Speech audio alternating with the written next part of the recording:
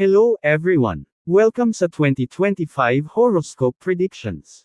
Panoorin ang buong video para malaman ang inyong kapalaran ngayong taon. Like and share to unlock the secrets to achieving prosperity and success. Don't miss out on this opportunity. Don't forget na i-bookmark ito.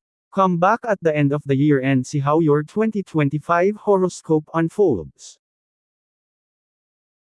Aries. Karera. Asenso ka, pero baka malate ka lagi dahil sa paghahanap ng parking. Wala na bang space? Ang lagi mong sigaw. Relationship at pag-ibig. Handa ka na bang mag-level up sa couple goals? Pero asahan mo ang mga epic fights na parang sa teleserye. Kalagayan sa pananalapi.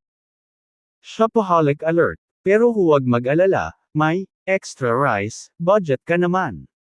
Para lang sa instant noodles. Challenges. Ang pagpigil sa iyong impulsiveness. Baka masunog ang kusina dahil sa pagluluto ng adobo ng madaling araw. Kalusugan. Energetic ka, pero kailangan mo pa rin ng pahinga. Baka ma-ospital dahil sa sobrang pagod sa kaka-party. Success.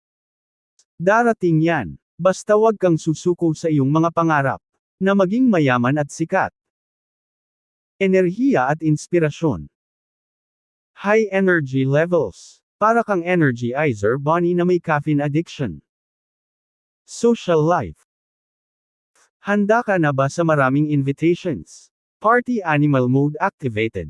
Pero baka ma-hangover ka kinabukasan. Negosyo. Magiging successful ka, pero kailangan ng maayos na planning. At isang mabuting accountant. Kinabukasan.